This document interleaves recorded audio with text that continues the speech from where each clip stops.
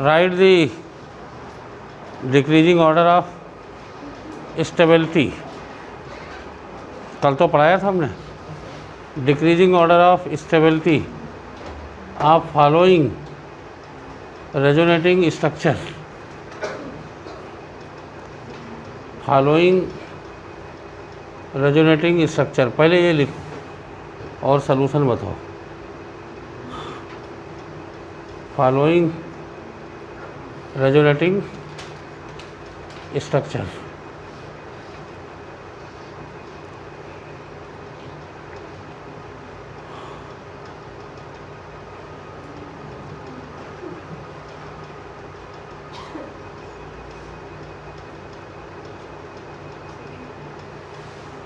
पहले इसको लिख डालो। और सुनील जानते हैं ये जो इन गाइडों में जिन लोगों ने लिखे तो हो सकता है इंटरमीडिएट पास लड़के ने लिखे हों। तुमको बताओ, एम्स का पेपर तो कभी मिलता नहीं, तो एमटीजी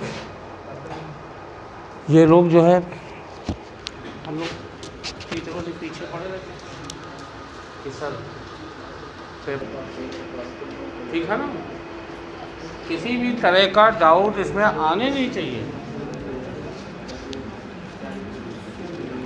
नहीं, सबसे पहले इसमें देखो न्यूट्रल स्ट्रक्चर है कि नहीं, जिसमें कोई चार्ज ना हो, कोवलेंट बॉन्ड ज़्यादा हो। सबसे ज़्यादा किस में कोवलेंट बॉन्ड है बताइए? नहीं, सबसे पहले तो फर्स्ट में है, और फर्स्ट में कोई चार्ज भी नहीं है, फर्स्ट में कोई कोवलेंट चार्ज नहीं है और सबसे ज़्यादा कोवलेंट बॉन्ड है। तो सबसे पहली बात तो पहला सबसे ज़्यादा स्टेबल होगा। कल ही तो बच्चा ये बताया था, स्ट्रक्चर हैविंग नो चार्जेस, और उसके पहले हमने लिखवाया था structure having more covalent bond will be more stable, more कॉन्टे। तो कोवलेंट बॉन्ड तो गिन सकते हो ना, बॉन्ड गिन। तो बताओ पहले और तीसरे में कोवलेंट बॉन्ड बराबर है, एक एक पाई बॉन्ड एक्स्ट्रा है ना पहले तीसरे में। अब पहले तीसरे में पाई बॉन्ड की संख्या सेम है, बॉन्डों की संख्या सेम है, तो बच्चा फिर आप देखो कौन किस पे चार्ज नहीं। तो फर्स्ट में कोई चार्ज नहीं है, इसलिए फर्स्ट ज़्यादा स्टेबल है। ठीक, तो अब इसलिए उसके बाद थर्ड आ जाएगा, है ना। अब सेकंड और फोर्थ में अपोजिट चार्जेस के बीच में डिस्टेंस बराबर है ना, यही तो है। और कोवलेंट बॉन्ड पहले देखना, कोवलेंट बॉन्ड सेम है दोनों में, कोवलेंट बॉन्ड से डिसीजन नहीं होगा। तो फिर देखोगे कि अपोजिट चार्जेस के बीच में डिस्टेंस क्या है, वो भी सेम है। नहीं तो हमने कहा था अपोजिट चार्जेस के बीच में डिस्टेंस कम होगी तो ज़्यादा स्टेबल होगा, यहाँ तो डिस्टेंस भी सेम है। तो फिर देखोगे कि चार्जेस किस कैटेगरी के एटम पे आ रहे हैं। अगर निगेटिव चार्ज इलेक्ट्रोनेगेटिव एटम पे आया, ठीक, तो बच्चा ज़्यादा स्टेबल होगा। बस, इसमें और कुछ है ही नहीं। और ये तुम्हारे यहाँ नीट में कई बार पूछा जा चुका है सवाल, यही सवाल, यही चारों कई बार पूछे जा चुके हैं। और एक जो है एनसीईआरटी में प्रॉब्लम नंबर लिखो 12.16, 12.17, 12.18। एनसीईआरटी की प्रॉब्लम नंबर 12.16 और 12.17। तुम लोग अब बुक नहीं लाते हो लग रहा है। और 12.18 फर्स्ट ईयर की सेकंड पार्ट में प्रॉब्लम बच्चा देखो, तो ये जो हम सही बता रहे हैं ना, 12 शायद 16, 17, 18 है प्रॉब्लम नंबर। तो इसको तुम आज होमवर्क में लिख लीजिएगा। अब इसमें थोड़ा बहुत घुमा फिरा के पूछा जा सकता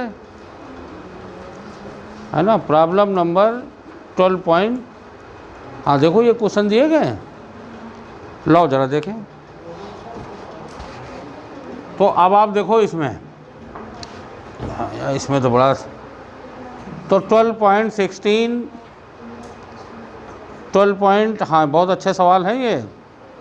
देखो 12.17 यही तो सवाल है, खाली हमने एच लिख दिया वहाँ पे, सेम क्वेश्चन। और 12.18 इसमें तो खैर सलूशन भी दिए गए हैं,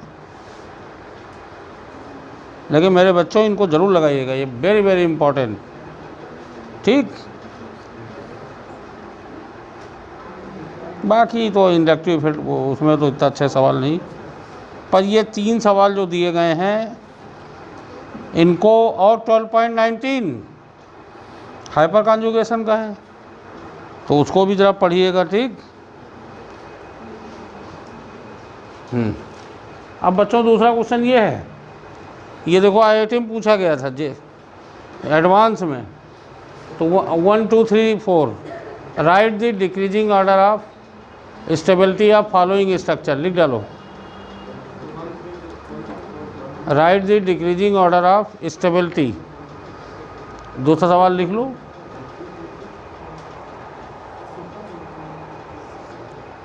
गरिमा दूसरा सवाल बच्चा लगा पाओगी? गरिमा एक ही तो गरिमा है क्लास में की, तो ये दूसरा सवाल लगा पाओगी? बताओ, इसको लिखा है कि नहीं? लिख डालो पहले। अब तुम लोगों से आंसर आवे तो हम समझे कि हाँ समझ में आया है। हाँ बोलो बोलो बच्चा, पहले इनको फर्स्ट सेकंड थर्ड लिख देना, इनको फर्स्ट सेकंड थर्ड लिख देना। अब अल्टरनेटिव हमने नहीं लिखे हैं। ठीक,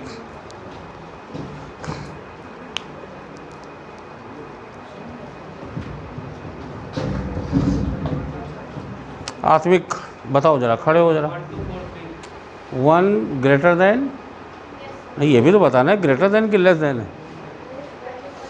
सबसे ज़्यादा पहले बोल रहे हो ना? हाँ तो 1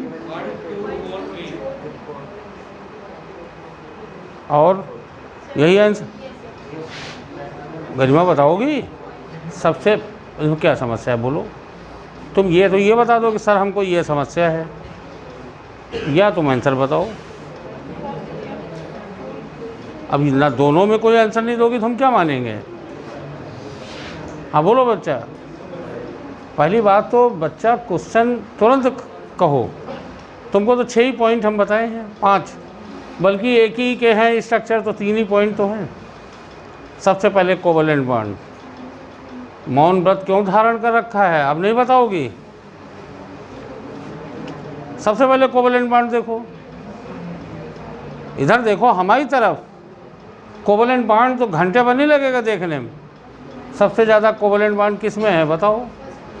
नहीं, फर्स्ट और सेकंड भी तो है, बराबरी तो है 4-4 बॉन्ड, तो फर्स्ट क्यों बोल दिया? दोनों में है, इन दोनों में कोवलेंट बॉन्ड सबसे ज़्यादा है, इसमें कम है। ऑब्वियसली इन दोनों की, इसमें क्या दिक्कत है? इन दोनों की स्टेबिलिटी इन दोनों से ज़्यादा हुई, आधा। अब हमने क्वेश्चन को आधा कर दिया। अब हम इन दोनों में देखें, जब कोवलेंट बॉन्ड बराबर है तो उसका अगला पॉइंट जाओ कि अपोजिट चार्ज के बीच में डिस्टेंस क्या है। रीना देखो इधर, अपोजिट चार्ज के बीच में डिस्टेंस क्या है, वो भी बराबर है। तो हम देखेंगे कि चार्जेस किस पे आ रहे हैं। यहाँ निगेटिव चार्ज किस पे है? इलेक्ट्रोनिगेटिव एटम पे। यहाँ निगेटिव चार्ज किस पे है? कम इलेक्ट्रोनिगेटिव एटम पे।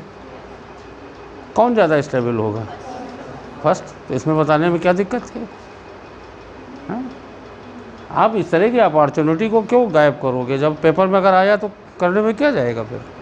और आई थिंक सबसे कठिन सवालों में से ये माने जाते हैं कि भाई जहाँ रेजोनेंस हो, ये बच्चे उसको फील करते हैं कठिन है। हम तो समझते हैं कुछ नहीं कठिन है। तुम अपने कंसेप्ट पे रहो। एक ही मॉलिक्यूल के रेजोनेटिव स्ट्रक्चर पूछे जाए तो सबसे पहले कोवलेंट बॉन्ड देखो। जिसमें ज़्यादा कोवलेंट बॉन्ड होंगे वो ज़्यादा स्टेबल होगा, समझे?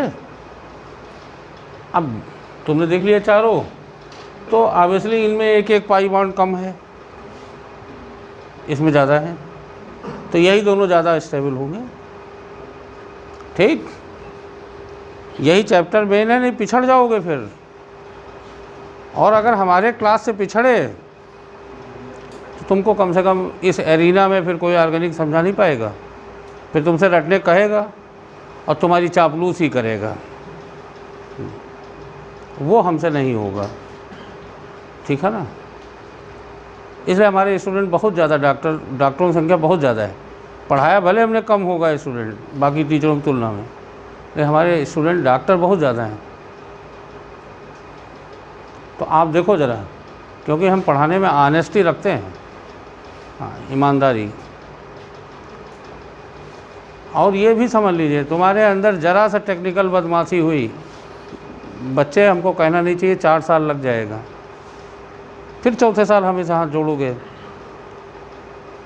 तो, और ये शार्पनेस दिमाग की कम होती जाएगी। अब हम लोगों के पास अब उतना शार्पनेस थोड़ी रहेगी जो हमारे 25 साल में हमारी शार्पनेस थी या 18 साल में थी।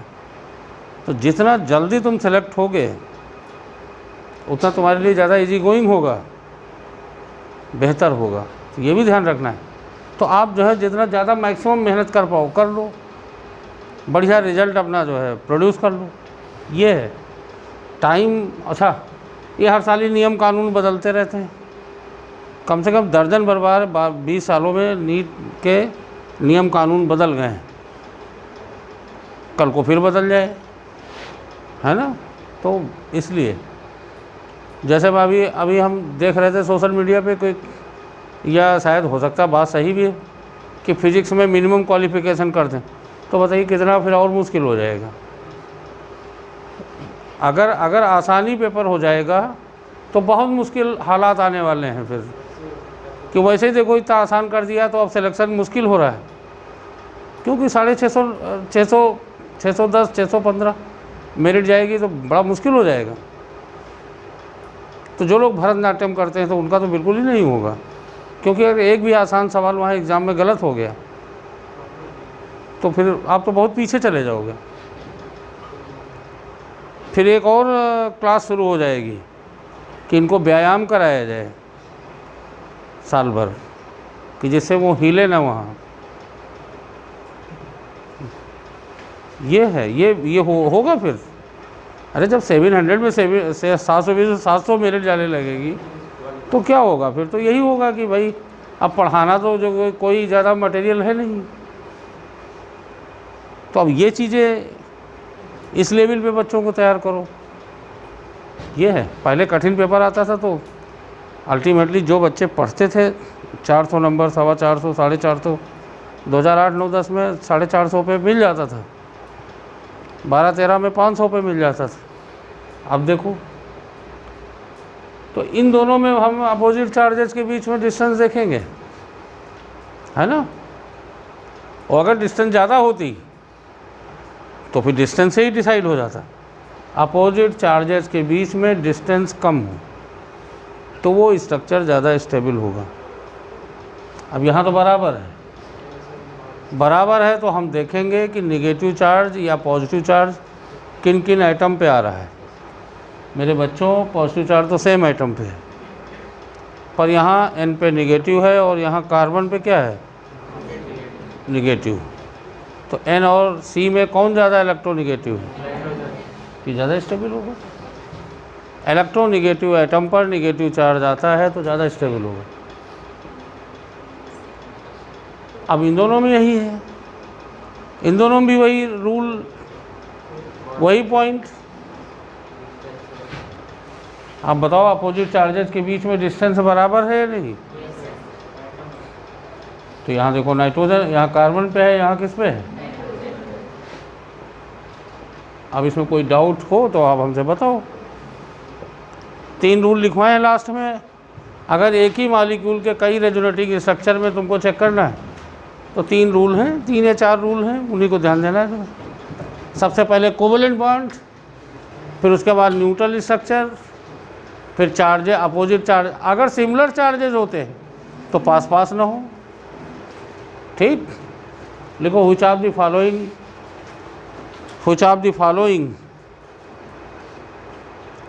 in which of the following CCl bond is shortest? C single bond Cl bond is shortest, ऐसे लिख लो। किसमें CCl bond शॉर्टेस्ट है, सी सिंगल बॉन्ड Cl किसमें शॉर्टेस्ट है?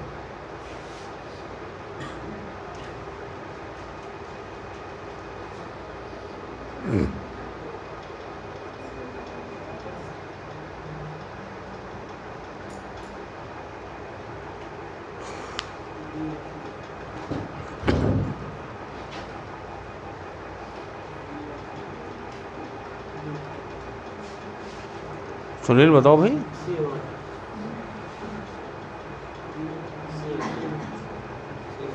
पहले आप बताओ कि सिंगल बॉन्ड की बॉन्ड लेंथ ज़्यादा होती है डबल बॉन्ड की? हाँ, तो अब देखिए यही है। अब देखो हमने पढ़ा है सिंगल, हम तो सबसे पहले ही लिख दिए थे। अगर सेम टाइप के आइटम है तो सिंगल बॉन्ड की बॉन्ड लेंथ ज़्यादा होगी, और अगर कोई भी सिंगल बॉन्ड रेजोनेंस में आ रहा है तो उसकी बॉन्ड लेंथ कम हो जाएगी, और कोई भी डबल बॉन्ड अगर रेजोनेंस में आ रहा है तो उसकी बॉन्ड लेंथ बढ़ेगी। ठीक, हमने तो लिखवा भी दिया था शायद। Due to resonance bond length of single bond is decreases while bond length of double bond is increases. In identical resonating structure bond become equal, bond length become equal. चलिए बताओ गुफरान, बैठे हो घंटे भरते, बताओ जल्दी। सबसे शॉर्टेस्ट, शॉर्टेस्ट का मतलब सिंगल। अब तो फिर सिंगल, शॉर्टेस्ट का क्या मतलब हुआ? हाथ में, अरे पागल हो गए, दो में तो कोई शॉर्टेस्ट ही तो तुमको, शॉर्टेस्ट का मतलब दो आंसर तो नहीं हो सकते, एक आंसर होगा तो वो तुम बताओ। अब बोलो बेटा। देखो अब यहाँ पे तुम पहले ये बताओ कौन कौन से बॉन्ड, हमें तो ये बताना है। ठीक, तो अब आपको बताना है कि क्या इसमें भाई अबीनी effect, resonance, hyperconjugation, inductive, सबका बॉन्ड लेंथ में सबसे पहला असर है। और हमने आपको बताया resonance effect is more dominating, है ना? बताओ। तो इसमें क्लोरीन पे एक एक लोन पेयर हैं,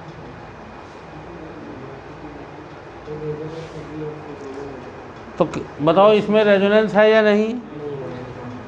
नो। इसमें रेजोनेंस है या नहीं? है रेजोनेंस? इसमें रेजोनेंस है या नहीं? इसमें भी है। इसमें रेजोनेंस है या नहीं? भाई इन लोन पेयर का कोई रोल नहीं है, अल्टरनेटर नहीं है, इसलिए। तो आप बताओ किन दो जगहों में रेजोनेंस है? तो यहाँ सिंगल बॉन्ड की डबल लेंथ ज़्यादा है, अफेक्टेड होगी। डबल बॉन्ड हो या सिंगल बॉन्ड, इसकी बॉन्ड लेंथ ज़्यादा अफेक्टेड होगी क्योंकि ये बॉन्ड रेजोनेंस में आ रहे हैं। अब due to resonance bond length of single bond is decreases. तो बेटा इन दोनों की बॉन्ड लेंथ इनकी तुलना में कम होगी। अब जिसमें ज़्यादा रेजोनेंस होगा ज़्यादा कम होगी। किसमें ज़्यादा रेजोनेंस है बताइए? मोर रेजोनेटिंग स्ट्रक्चर। बताओ इन दोनों में किसमें ज़्यादा रेजोनेटिंग स्ट्रक्चर है? बनाने की भी ज़रूरत नहीं, अब यहाँ तुमको ये नहीं बनाने की ज़रूरत। More effect of resonance is present in C. ठीक है ना? तो लिख दीजिए, आंसर सी है।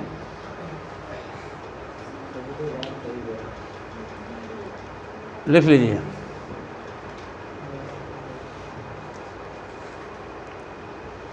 जितने ज़्यादा रेजोनेंस उतने ज़्यादा इफेक्ट। और इफेक्ट क्या है?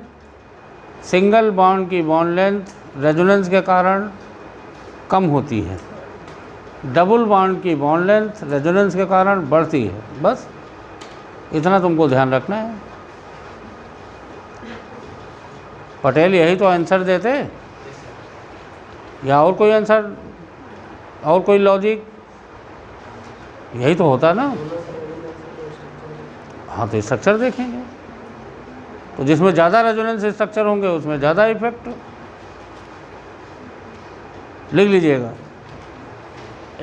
इन chlorobenzene carbon chlorine is shortest, in chlorobenzene C single bond Cl bond is shortest, C single bond Cl bond is shortest because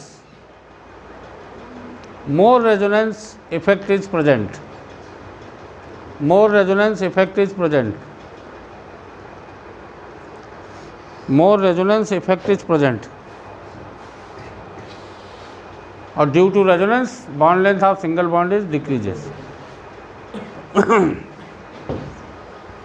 एक क्वेश्चन देते हैं, समझ में आ गया ये?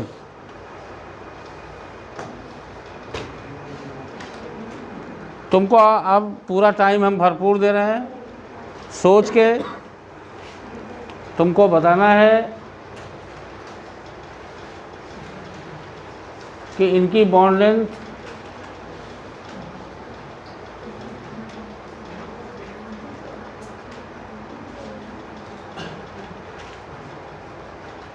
बच्चों 4 बॉन्ड हैं, कार्बन ऑक्सीजन के 4 बॉन्ड हैं।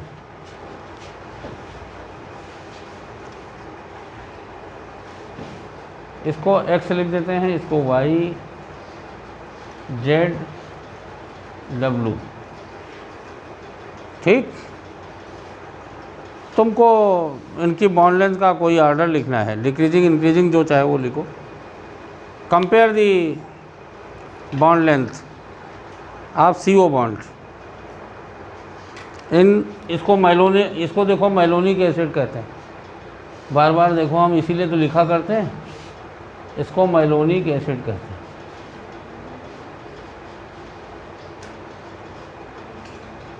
और इसको मोनो मैलेनोएट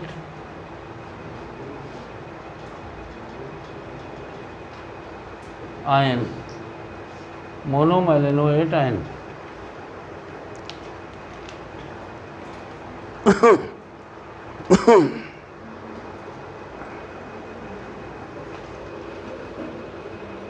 तुमको कंपेयर करना है।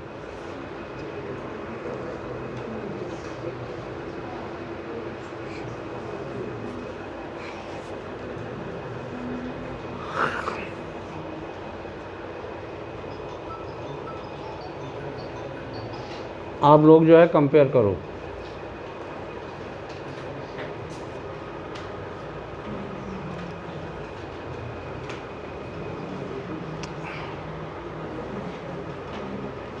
अब ऐसे सवाल के लिए 4 स्टेटमेंट दे सकते हैं।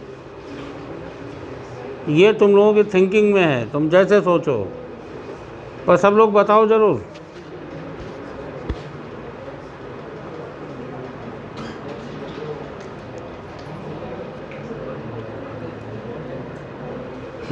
हाँ, प्रबल सिंह कुछ बताना चाह रहे हो भाई? बताओ भाई, वेरी गुड। हाँ,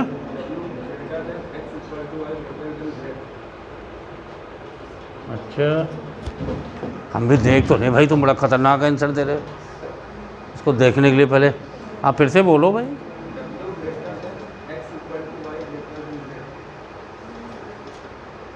मूर्ख हो, फिर से चेक करो तुम, जोश में कहीं उल्टा सीधा तो नहीं बोल रहे हो।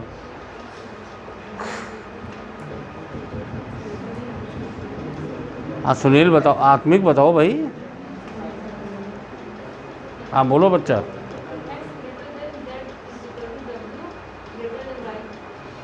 प्रबल सिंह सुन रहे हो? हाँ फिर से बताओ बच्चा।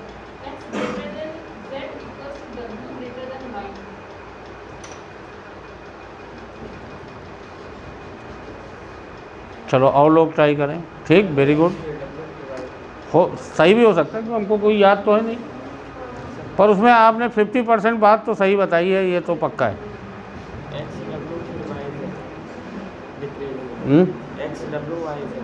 तुम इधर डर क्यों रहे हो? तो बोलो, तो दहाड़ के बोलो, तो डरते क्यों हो? हाँ बताओ।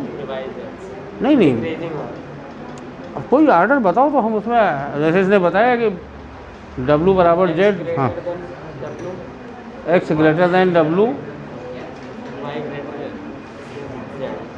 तो अब फिर W और Z में क्या है? भाई चारों बताने हैं ना।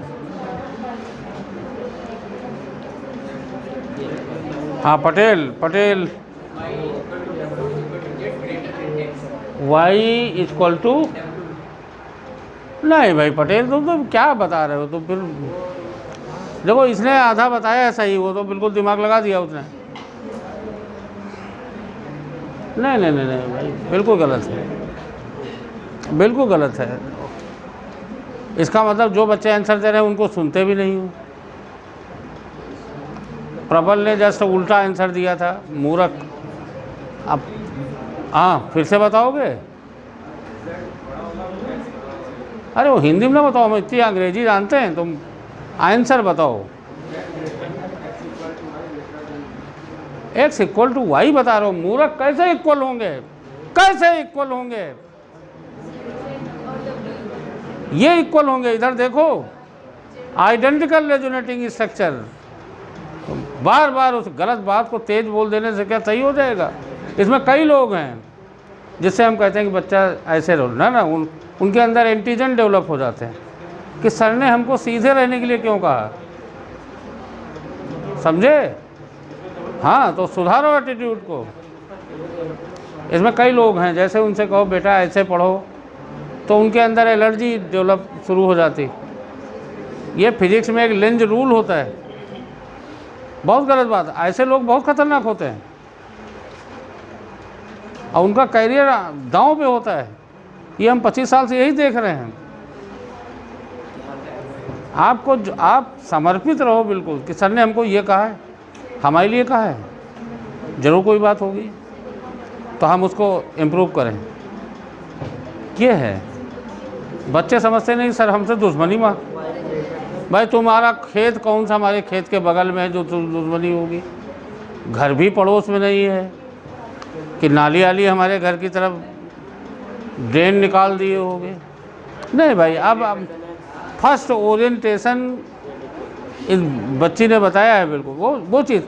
अब ठीक है, तुम्हारा पूरा सही होता नहीं होता वो अलग बात थी, पर ये आइडेंटिकल रेजोनेटिंग स्ट्रक्चर होते कि नहीं होते बताओ? अगर आप इधर वाले को रेजोनेटिंग स्ट्रक्चर में बनाते तो आइडेंटिकल होता कि नहीं होता? और इधर कैसे आइडेंटिकल होता?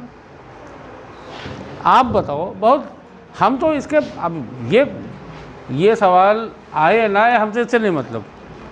हमारा मतलब है कि आपका रिफ्लेक्शन क्या है, परसेप्शन क्या है। अगर आप रेजोनेंस के बारे में जानते हैं तो भाई बॉन्ड तो एक ही है, तो वैसे सिंगल बॉन्ड की बॉन्ड लेंथ ज़्यादा होती है, और बॉन्ड तो एक ही है, तो क्या बराबर थोड़े होंगे यहाँ पे? अब हम इधर वाले पार्ट का रेजोनेटिंग स्ट्रक्चर लिखते हैं, इसका इसके साथ तो होगा नहीं रेजोनेंस।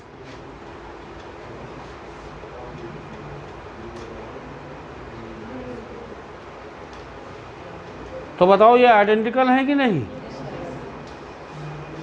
तो बच्चों इसकी बॉन्ड लेंथ इक्वल होगी, तो W बराबर Z, ये तो तय है।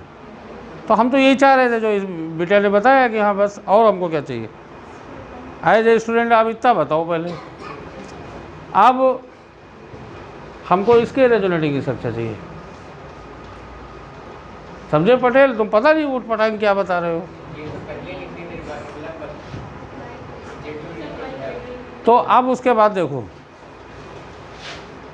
भाई, देखो अगर आइडेंटिकल रेजोनेटिंग स्ट्रक्चर हैं, ओके बराबर, समझे? सिंगल और डबल बॉन्ड, और तुम इसको इक्वल बता रहे हो कैसे? आज हम खाल खींचेंगे, तुम बताओ जरा हमको समझाओ कि भाई कैसे। देखो इधर, और आपको तो पॉइंट से बात करनी है कि अगर आप इक्वल कह रहे हो तो इनके रेजोनेटिंग स्ट्रक्चर या हाइपर कॉन्जुगेटिव स्ट्रक्चर हमको इक्वल दिखा दीजिए, और कोई बात ही नहीं। भाई डबल बॉन्ड की बॉन्ड लेंथ सिंगल बॉन्ड से अलग क्यों मानी जाती? क्योंकि बॉन्ड अलग अलग हैं। ओजोन देखो तुम्हारे यहाँ इनऑर्गेनिक में पूछा जाता है, केमिकल बॉन्डिंग में ओजोन की बॉन्ड लेंथ सेम क्यों है? क्योंकि आइडेंटिकल रेजोनेटिंग स्ट्रक्चर ये है। In ozone both the O double bond O bond are same bond length because identical resonating structure. समझे? तो ऐसे सवाल से आपका नॉलेज स्ट्रेंथनिंग कैसे होगी?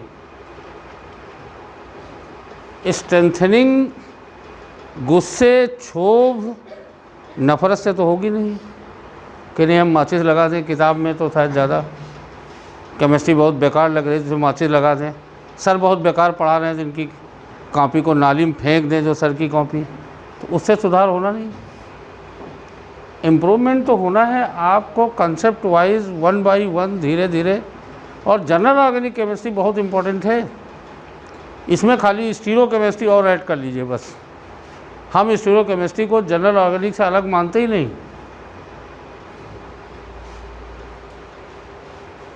तो इधर इधर बना दिया था इधर। हाँ, अब बताओ।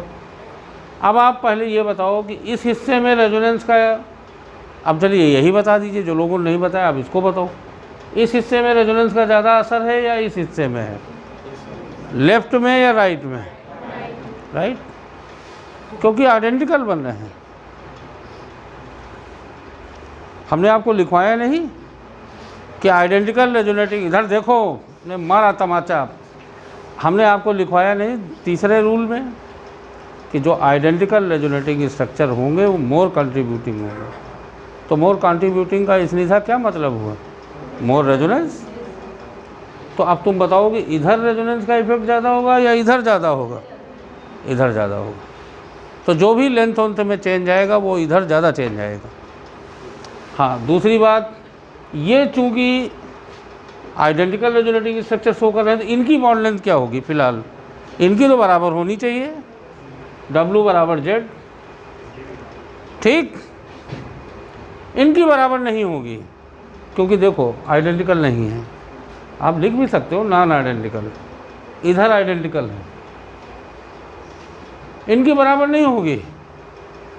समझ में आया? अब बताओ, यहाँ तो CO माइनस, यहाँ तो C सिंगल बॉन्ड O है, माइनस तो है नहीं यहाँ। तो क्या ये दोनों आइडेंटिकल होंगे? आइडेंटिकल नहीं होंगे। यहाँ तो चार्ज आ रहे हैं, यहाँ तो प्रगति ये चेक कर पाओगे? ये नहीं चेक कर। तुम्हारे तो 24 घंटे जो है दिमाग में भूसा भरा रहता है, कैसे चेक कर पाओगे? सिंपल तुमको देखना है भाई, ऐसा नहीं दिख रहा हमको। ये यहाँ न्यूट्रल स्ट्रक्चर है, यहाँ चार्ज है, तो नॉन आइडेंटिकल। नॉन आइडेंटिकल में रेजोनेंस का इफेक्ट नहीं होगा। समझ में आया? तो क्यों नहीं बताया आंसर? भाई आप बताओ, गलत सही होना तो अलग चीज़ है। आप बताओ, रेजोनेंस के इफेक्ट के कारण सिंगल बॉन्ड की बॉन्ड लेंथ घटती है, डबल बॉन्ड की बॉन्ड लेंथ बढ़ती है। रेजोनेंस का ज़्यादा इफेक्ट होगा, ज़्यादा कम इफेक्ट आएगा। कहाँ रेजोनेंस का ज़्यादा इफेक्ट है? तो बेटा यहाँ पे सिंगल बॉन्ड की बॉन्ड लेंथ ज़्यादा कम होगी एज कंपेयर टू दिस। जहाँ रेजोनेंस का ज़्यादा इफेक्ट होगा वहाँ असर ज़्यादा आएगा। ये दोनों बराबर हो गए वो एक अलग बात थी क्योंकि आइडेंटिकल बन रहे हैं, लेकिन ये भी सिंगल बॉन्ड है, ये भी सिंगल बॉन्ड। किसकी बॉन्ड लेंथ ज़्यादा घटेगी? जिस पे रेजोनेंस का ज़्यादा असर होगा। ज़्यादा असर कहाँ पे है? तो Z की बॉन्ड लेंथ, इसको क्या माना था? X। ये जो W है, W की वैल्यू X से ज़्यादा कम होगी। दोनों सिंगल बॉन्ड हैं पर यहाँ रेजोनेंस का असर ज़्यादा है। समझो गुफरान? नहीं, ऐसे पकड़ेंगे, ऐसे उठा लेंगे, ठीक है ना? अब बताओ ना तुम इसमें इससे ज़्यादा कठिन पेचीदी चीज़ें प्रधानी के चुनाव में भाग लेते हो, ठीक है ना, और प्रधानी का चुनाव शायद इससे ज़्यादा पेचीदा होता है। ये तो तुम्हारे सामने है, दिख रहा है। प्रधानी के चुनाव में दिखता नहीं कौन किसको वोट देगा, ये तो दिख रहा है, ठीक है ना। ये तो दिख रहा है कि यहाँ रेजोनेंस का असर ज़्यादा है तो ज़्यादा इफेक्ट आएगा। और इफेक्ट क्या होता है, रेजोनेंस के कारण सिंगल बॉन्ड की बॉन्ड लेंथ कम होती, तो किस में ज़्यादा कम होगी, इसने था बताओगी? फिर बताओ मैं, नहीं फिर बताओ मैं, तो W की वैल्यू x से कम होगी, ये है, ठीक है ना। अब दोबारा सवाल बता ले जाओगी? हाँ, तो W की वैल्यू x से, इधर लिखें लेस देन, ठीक। अब इसमें आओ, अब तो एक ही रह गया, अब ये स्निग्धा और बता दो। रेजोनेंस के कारण डबल बॉन्ड की बॉन्ड लेंथ क्या होती, इंक्रीज होती। तो बिटिया कहाँ ज़्यादा रेजोनेंस है बताओ? यहाँ ज़्यादा रेजोनेंस है तो Z की वैल्यू ज़्यादा इंक्रीज होगी, तो Z की वैल्यू Y से क्या होगी, ज़्यादा होगी। तो Z की वैल्यू Y से ज़्यादा है तो लेस देन लीजिए, और Z की वैल्यू Y से ज़्यादा है तो इसमें बेहोश क्यों हो जा रही हो संजना? Z की वैल्यू Y से ज़्यादा है, ठीक तो है, ये है, समझे? ये है पटेल। इसमें पहले तुमको ये करना चाहिए था कि जिनके आइडेंटिकल रेजोनेटिव स्ट्रक्चर हैं उनकी तो बॉन्ड लेंथ इक्वल होगी, दैट्स ऑल। W बराबर Z, पहले तो यही बोलना चाहिए था। अब W की वैल्यू x से ज़्यादा होगी क्योंकि यहाँ रेजोनेंस का असर नहीं है, सॉरी यहाँ रेजोनेंस का ज़्यादा असर है, तो W की वैल्यू ज़्यादा कम हो जाएगी उसकी, उस सिंगल बॉन्ड की तुलना में। सिंगल बॉन्ड की बॉन्ड लेंथ कम होती है, ठीक, जितने ज़्यादा रेजोनेंस होगा उतने कम होगी। बताओ कहाँ ज़्यादा रेजोनेंस है, यहाँ ज़्यादा है तो W की वैल्यू ज़्यादा कम हो जाएगी, X की वैल्यू उतनी कम नहीं होगी जितनी ये वैल्यू कम होगी, तो W लेस देन X, ठीक। Y यहाँ डबल बॉन्ड की बॉन्ड लेंथ बढ़ती है रेजोनेंस से, तो कहाँ रेजोनेंस ज़्यादा है तो Z ज़्यादा बढ़ जाएगा, और क्या बताना है, Z ज़्यादा बढ़ जाएगा और ये इसके बराबर है। हम तुम ये बताओ Z और Y में कौन ज़्यादा होगा? तो यार वही तो लिखा है ना, क्यों हमको पीड़ित कर रहे हो? अब तुम कह रहे हो Y कैसे ज़्यादा, अब तुम ये भी बता रहे हो कि Y की वैल्यू Z की वैल्यू ज़्यादा है तो ज़्यादा लिखा तो है।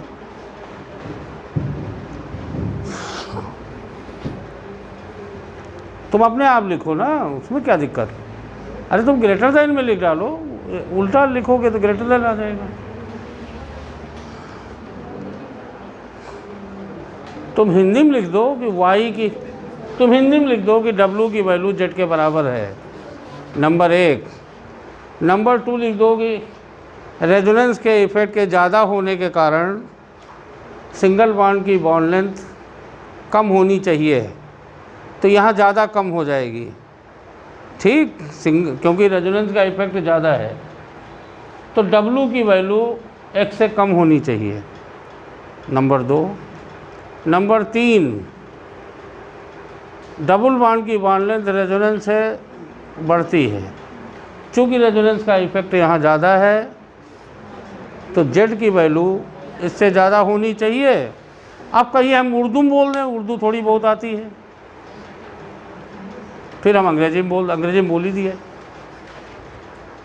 अपने आप लगाओ ना इसको, तुम इसको क्यों मान रहे हो कि आंसर है? तुम छोड़ो इसको, तुम अपने आप लगाओ। यहाँ पहला पॉइंट ये है कि due to identical resonative structure W equal to Z। अब ये कहो कि ये बढ़िया सवाल आपने क्यों दिया, इससे हम कोमा में जाने का खतरा है सर, तो हम कहिए तो आगे न दें। हाँ, ये अगर तुमको खतरा हो कि नहीं सर, तो ये हम इसलिए देते हैं कि शायद तुम ज़्यादा सवाल लगाओगे, ज़्यादा जो है आपका दायरा ज़्यादा बढ़ता जाएगा तो शायद अच्छा होगा, हमारी इच्छा ये रहती है। ठीक, इसलिए गुफरान देते हैं। अब तुम अभी आधे घंटे बाद दौड़े दौड़े आओ कि सर ये हमको समझ में नहीं आया, तो हम तो देने बंद कर देंगे। अगर ऐसे तुम हतोत्साहित करोगे टीचर को तो टीचर क्या करेगा? फिर तो वो सवाल देगा जिसमें गुफरान हंस खुश रहे हैं, तो उससे कुछ होगा नहीं। अगर किसी मरीज़ को कैंसर डिजीज़ है और उसको खाली मलेरियल फीवर की टैबलेट दी जाएंगी, कोई फ़ायदा नहीं होने वाला। जो कॉज है आप उसी पे अटैक करोगे तब फ़ायदा होगा। रेजोनेंस समझना है तो इससे बेहतर कोई एग्जाम्पल नहीं है। रेजोनेंस का बॉन्ड लेंथ, अब हम तो बहुत सारे लिख सकते हैं, हम तो हाई वेट चैम्पियन हैं। तुम सुनील भाई, जो लोग को थोड़ा लग रहा है कि रिस्क है तो ना लिखें भाई, जिनको अगर इच्छा है ट्राई करने की कर लें। हम तो बहुत सारे सवाल दे सकते हैं, हमको तो 5550 क्वेश्चन दे सकते हैं। तुमको ये बताना है एक्स और डब्लू में क्या रिलेशन है, वाई और जेड में, फिर बता दीजिए। अलग अलग क्वेश्चन है, what is relation between Y and Z and what is relation between X and W. इन चारों में आपस में नहीं बताना। ये कार्बन कार्बन है बेटा, कार्बन कार्बन तो वैसे ही ज़्यादा हो जाएगी ना, और ये कार्बन ऑक्सीजन है। एक मिनट थोड़ा और सही कर दें, जेड इसको लिख दो, एक मिनट जरा, वाई डब्लू जेड। अब ठीक, तुमको बताना है कि एक्स और डब्लू में क्या रिलेशन है। कार्बन कार्बन बॉन्ड लेंथ में क्या रिलेशन है। दूसरा तुमको क्वेश्चन बताना है कि कार्बन ऑक्सीजन बॉन्ड लेंथ में क्या रिलेशन।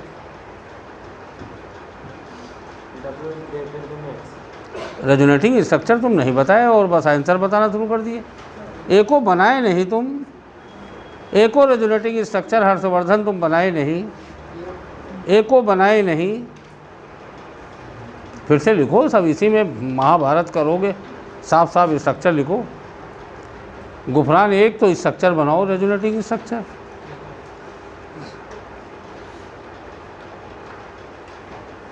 ये जानते हो ये क्या है? ये मेरे बच्चों, इसको स्क्वायरिक एसिड कहते हैं। ये सल्फ्यूरिक एसिड के बराबर एसिडिक होता है सुनील। ये देखिए, इसको स्क्वायरिक एसिड, स्क्वायर बन रहा है ना, इसको स्क्वायरिक एसिड कहते हैं। It is very much stronger acid. ये कैसे किए? अरे आप सीधा बनाओ भाई कॉन्जुगेशन, आप डर क्यों रहे हो? जब वो डबल बॉन्ड वहाँ आया तो फिर वो पाई बॉन्ड भी तो चला जाएगा, और क्या, तो नहीं तो वहाँ डबल बॉन्ड दोनों नहीं हो जाएंगे। हाँ, उधर नहीं, ऑक्सीजन के इलेक्ट्रोनिगेटिव आइटम की तरफ। हाँ, अब एक बना, अब देखो तुम कितना बढ़िया तुम बना रहे हो। अब यहाँ तो डबल बॉन्ड आ जाएगा ना, फिर सही लिखो। अरे ये यहाँ माइनस जब उधर जाएगा तो प्लस कैसे आएगा, मूर्ख। हाँ, और सब बाकी सही करो, प्लस माइनस, फिर वो उधर चला जाएगा। तो ये लिखा नहीं जाता बीच वाला स्ट्रक्चर। एक और रेजोनेटिंग स्ट्रक्चर बनाया है जब सुनील रेजोनेटिंग स्ट्रक्चर बनाया है। हाँ, क्या दिख रहा है?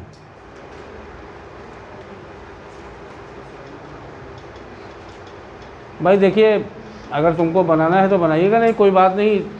देखो इधर, अभी देखो सब आसान है। ये यहाँ आएगा, देखो ये यहाँ आएगा, ये यहाँ, ठीक। अरे अल्टरनेटेड है ना, और फिर अल्टरनेटेड है तो आगे फिर नहीं बढ़ा दोगे जब दो कॉन्जुगेटेड सिस्टम बढ़ता जा रहा है।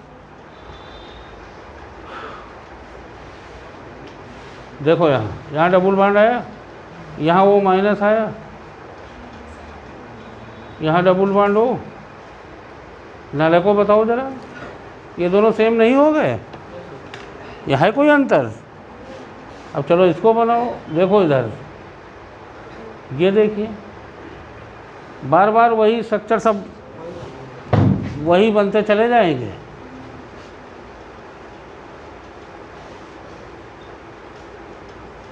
देख लीजिए,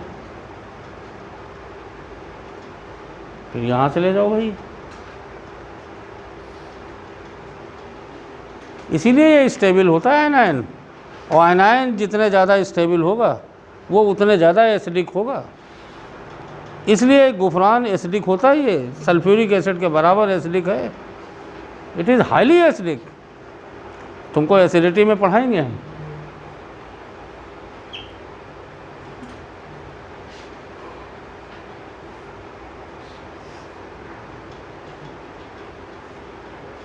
ये देखो आइडेंटिकल, बताइए हर्षवर्धन, आइडेंटिकल है कि नहीं? आइडेंटिकल रेजोनेटिंग स्ट्रक्चर, समझे? 180 में 180 लाना है तो ये सारे कंसेप्ट बिल्कुल क्लियर होने चाहिए, समझे? और तेल लाना है। हमको 178 पसंद नहीं है, 180 में 180। तो आप बताओ, सारे कार्बन कार्बन बॉन्डेज सेम नहीं होगी? बताइए। और सारे कार्बन, ये चारों बॉन्ड सेम होंगे, और ये चारों ऑक्सीजन आपस में सेम होंगे। सारे CO बॉन्ड आपस में सेम होंगे, और सारे CC बॉन्ड आपस में सेम होंगे due to identical resonating structure. सबसे बेहतरीन एग्जाम्पल है ये। और पटेल तुमको बता दें, इट विल गिव इफरवेसेंस। इसमें COOH होता नहीं, लेकिन एसिडिक इतना ज़्यादा होता है कि ये कार्बोक्सिलिक एसिड के बराबर एसिडिक होता है। ये है, तब एसिडिटी में बताएंगे। यहाँ नीचे लिख दो आइडेंटिकल रेजोनेटिंग स्ट्रक्चर, सब लोग लिख लो। और ये सब एग्जाम्पल तुमको दे रहे हैं, घर में इनके रेजोनेटिंग स्ट्रक्चर की प्रैक्टिस करो। अरे जरूरी नहीं तुमसे बॉन्ड लेंथ ही पूछा जाए। Due to identical resonating structure, Reena resonating structure बना लोगी? हाँ बिल्कुल सही। हैं? चलो कोई बात नहीं, हमने जो नाम रख दिया, हम साल भर इसको यही बोलेंगे, ठीक? तुम्हारा नाम बदल दे, तुम्हारे सबसे ज़्यादा कठिन तो तुम्हारे नाम बोलने में लगता है।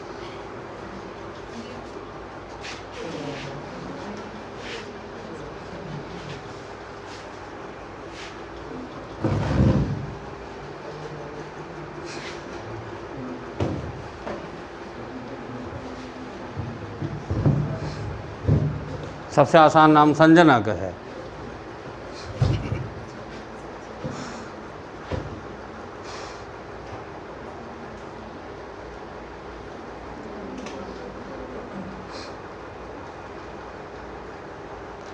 ये अपने आप बना पाओगे कि नहीं?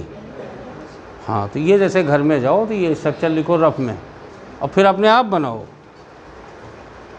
तब अब देख लीजिए रेजोनेंस का एडवांटेज या application due to identical resonating structure.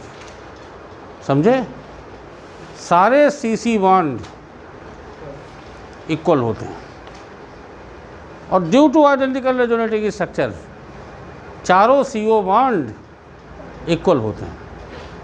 और इसमें कितने, अब देखो 1 2 3 4 रेजोनेटिंग स्ट्रक्चर हैं आइडेंटिकल।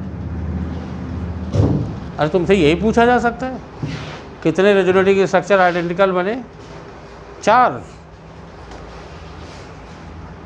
लिख लोगे? एक D ब्लॉक का क्वेश्चन मैं तुमको दे रहा हूँ। देखिए D ब्लॉक का, देखिए रेजोनेंस का यूज कहाँ कहाँ है।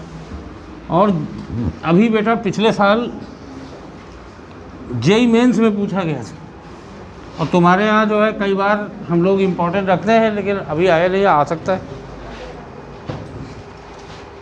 ये है डाइक्रोमेट आयन का स्ट्रक्चर, जानते हो कि नहीं? ये है डाइक्रोमेट आयन। ये चाहे कोऑर्डिनेट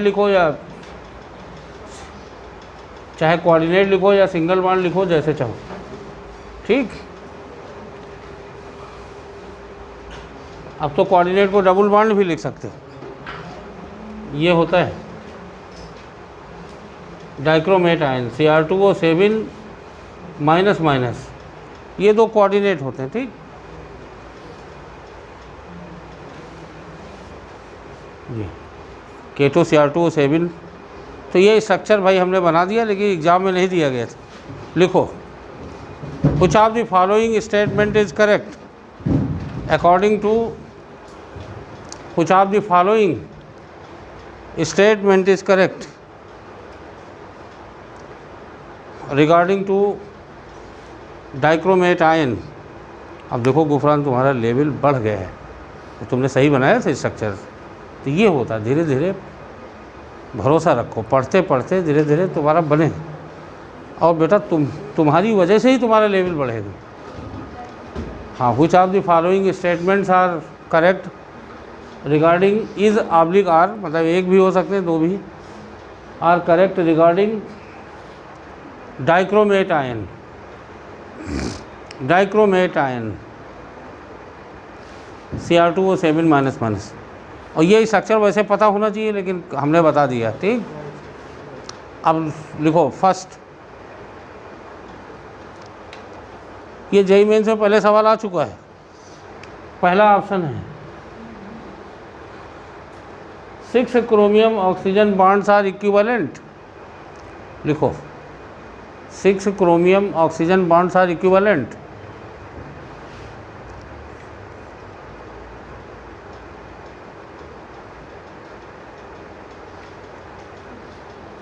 देखो प्रैक्टिस करा दिया है, अब आगे फिर अपना करिएगा। Second, 4 chromium oxygen bonds are equivalent. लिख डालो, जल्दी, नहीं भूल जाओगे तो फिर जो है।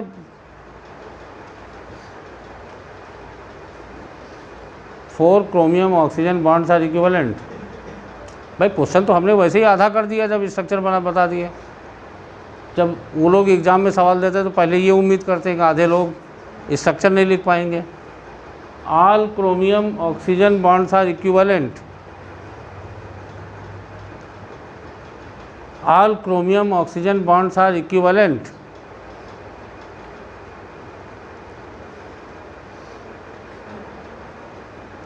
और लास्ट ऑप्शन है all are non equivalent. All chromium oxygen bonds are non equivalent. बताओ बच्चों, अब पहले पूरा हल कर लो, पहले हल कर लो।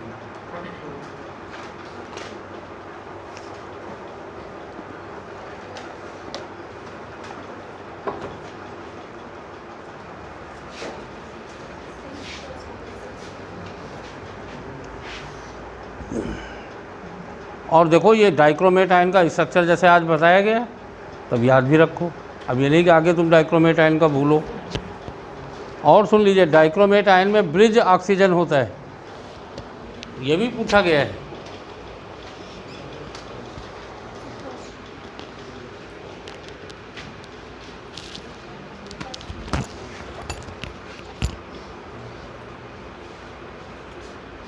कौन सा आंसर आएगा? कौन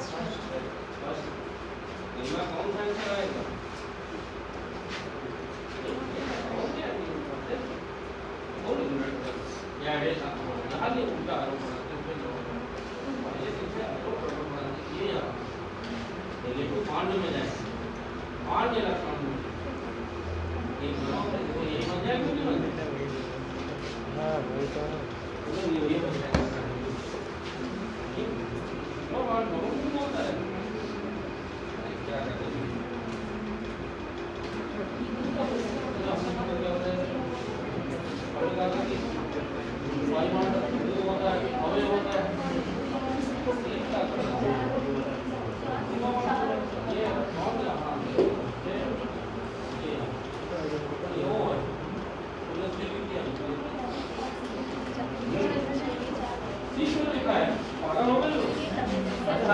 कहाँ लिखा है? वो है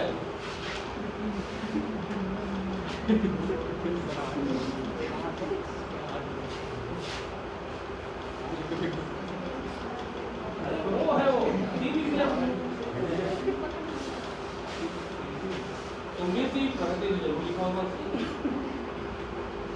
सी लीजिए क्या, डाइक्रोमेट आएगा, हम इतनी देर से चिल्ला रहे हैं तो उसमें सी कहाँ है डाइक्रोमेट में? वही तो लिखा है। अच्छा हाँ ये क्या लिखा है? अरे बिटिया हम ज्योमेट्री बॉक्स में क्या कहते हैं उसको, चांदा कहते हैं, हम तो लोग हिंदी में चांदा कहते थे, हाफ सर्किल जो, तो वो हम लेके थोड़ा नापेंगे, अब जल्दी बना दिया इसकी।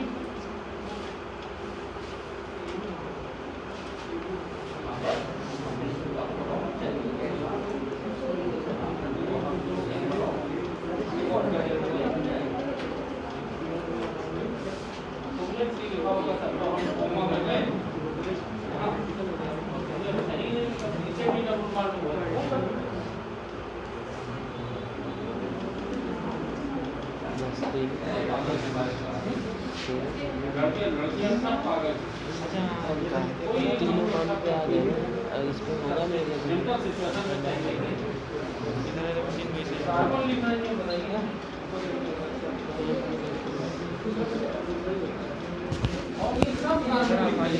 मेरे मेरे एक दो देखो एक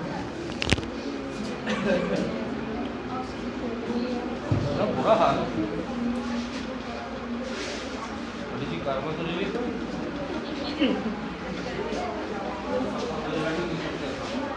क्या आंसर होगा?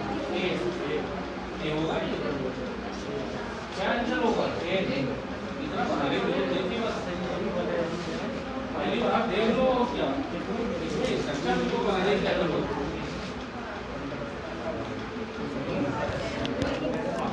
क्या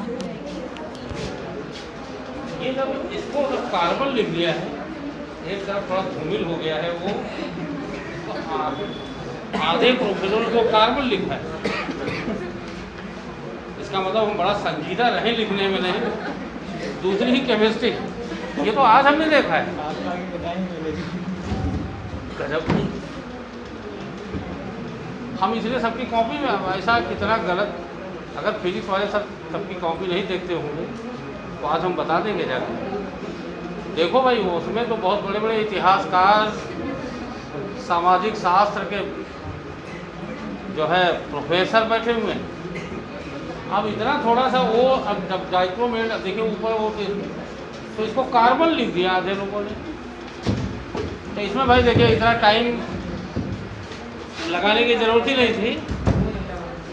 ये दो पाई बॉन्ड और ये सिंगल बॉन्ड, ये अल्टरनेटेड है या नहीं? और उधर के भी दो पाई बॉन्ड और एक ऑक्सीजन अल्टरनेटेड। तो अगर बच्चा रेजोनेटिंग स्ट्रक्चर बनाओगे तो इक्वल नहीं बनते चले जाएंगे। 6 आल, खाली इस बीच वाले दो बॉन्ड को छोड़ करके all 6 chromium oxygen bond having same bond length. और बच्चों में आपको बताऊं, डी ब्लॉक आप चाहो तो अभी पढ़ सकते हो।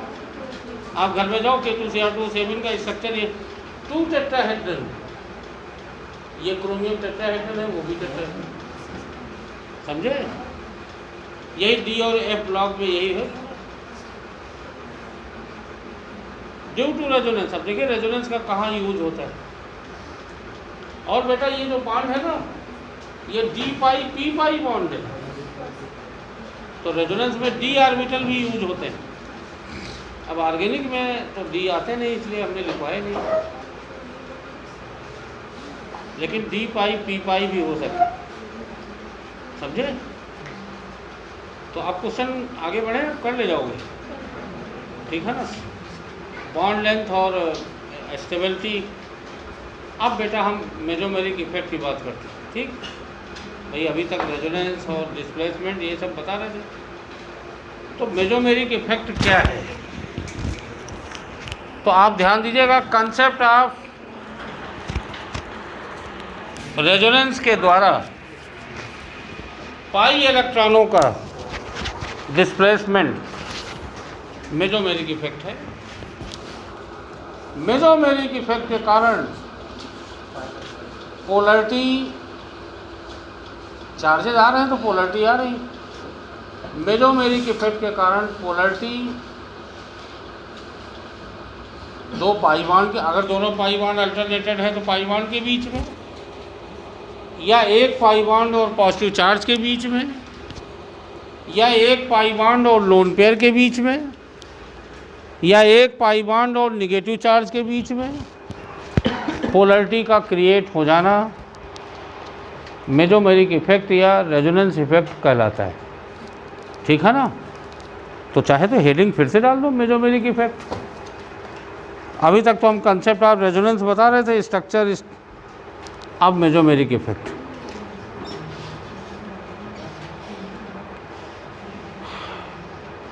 आज हमारी आंखें खुली हैं इस क्लास में, बड़ा नाप तौल के लिखेंगे हम। बताओ, इतना बीच में हम थोड़ा सा छोड़ दिया और कार्बन लिख दिया। अंग्रेज हम लोगों को हेडलेस चिकन कहते थे। हमको लगता, कुछ कभी कभी हमें लगता कि सही बात कहते थे क्या। हम लोग अपने को बड़ा दिमागी लगाते हैं, लेकिन कभी कभी हमको फील होता है हेडलेस चिकन कहते थे वो, कि ये चिकन है, इनके दिमाग नहीं है। अंग्रेज, अब वो चिढ़ाते थे या जानबूझ के कहते थे, तो हम लोग तो समझते हैं कि जानबूझ के कहते थे, लेकिन कभी कभी हमें लगता है कि नहीं, बिल्कुल सही अंदाज से थे वो। ये कार्बन कहाँ से है? आज हम दिन भर सो नहीं पाएंगे, रात में नींद नहीं आएगी। ये कार्बन कहाँ से लिख दिया? और ये सब लोगों ने कार्बन लिख रखा है, हद हो गई भाई। लिखो,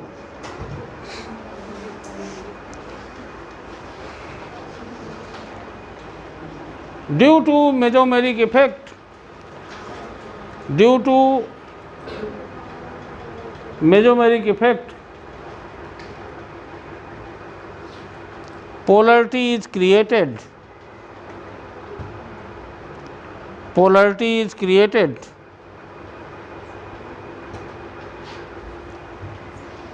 between two pi bond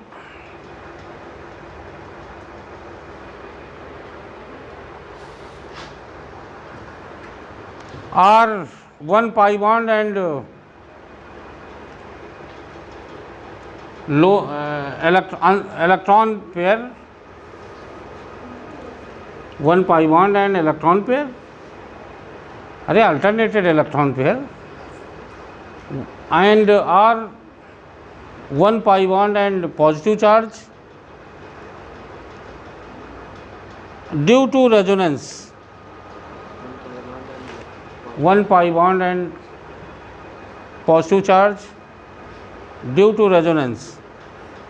जानते हो, ये वीडियो बच्चे पढ़ रहे हैं, हमको बच्चे फ़ोन करते हैं कि सर हमने अपने छोटे भाई को पढ़वाया है, ये सर हम सूरत में हैं, सर हमने अपनी बेटी को पढ़वाया है। ऐसे 2-3 लोगों ने हमको फ़ोन किया है कि सर हमने और 1-2 लोगों को बताया कि पढ़िए। तो हमने कहा चलिए भाई, हमको तो इतना पता नहीं था कि सोशल मीडिया का इतना फ़ायदा होता है, तो अच्छी बात है। यहाँ तो लोग अपने प्रचार के लिए लोग सोशल मीडिया का यूज करते हैं, पर अगर फ़ायदा हो रहा है तो और अच्छी बात है। क्योंकि ज़्यादातर होता क्या है, ये ऑर्गेनिक केमिस्ट्री बेटा हम बहुत सिंपल पढ़ाते हैं, नहीं तो इससे बहुत ज़्यादा है ऑर्गेनिक, लेकिन इंटरमीडिएट के कोर्स में बहुत ज़्यादा सिंपल। नहीं तो हम तो कई जगह काम किए हैं, हमारे साथ के टीचर, पता लगा ऑर्गेनिक केमिस्ट्री में इतना ज़्यादा, वो खुद कोचिंग पढ़े, अपने नोट्स तैयार कर रखे हैं, बीटेक करने के बाद उसी नोट्स को फिर मतलब कोटा वगैरह में इतना ज़्यादा पढ़ा देते हैं। तो अब आप समझ लीजिए कितना एक्सप्लॉइटेशन आप लोगों का वहाँ होता है, और जबकि आता नहीं है नीट में। और पेपर तो आप खुद ही देख रहे हो नीट के ना, अब इतना ज़्यादा पढ़ा देते हैं। मतलब ऑर्गेनिक के दूसरे प्रोफेसर आ रहे हैं, फिजिकल के दूसरे आ रहे हैं, इनऑर्गेनिक के तीसरे आ रहे हैं, और वो ज़बरदस्त लिखवाते चले जा रहे हैं, और क्वेश्चन भी दिए दे रहे हैं। और बताइए, ज़बरदस्ती बच्चे जो है प्रैक्टिस कर रहे हैं वहाँ, और उनका कोई काम नहीं। तो वो तो जो तेज़ बच्चे होते हैं उनके लिए तो खैर कोई फ़र्क नहीं पड़ता, क्योंकि वो एडजस्ट कर लेते हैं, पेपर बदल जाएगा तो। लेकिन जो कमज़ोर बच्चे वो धक्के खाते रहते 2-3 साल तक, जबकि उतना है नहीं। नीट के पेपर में, जेईई मेंस में भी उतना नहीं जितना पढ़ा देते हैं। Mesomeric effect is 2 type. Group showing mesomeric effect, group showing mesomeric effect are 2 types. देखो मेरे बच्चों पहले,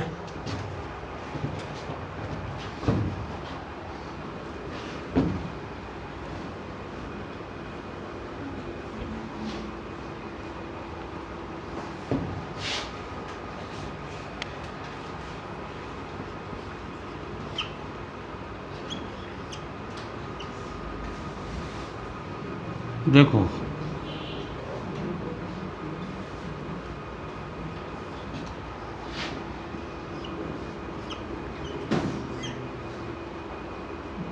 और सुनील, ये तुम अरिहंत ये तो नर्सरी के चपरासी लिखते हैं किताबों, इन गाइड वाइड, इनमें कंटेंट तुमको देखना है तो जेरी मार्च की बुक ऑर्गेनिक केमिस्ट्री की अवेलेबल है, हम खुद ही दे देंगे तुमको देखना। मॉरिसन एंड बॉयड की बुक, फिनॉर वॉल्यूम 1 और 2, ये किताबें। एक और किताब है, वो तो खैर दीमक लग रहे हैं हमारी किताबों में, वो हाउस की बुक है।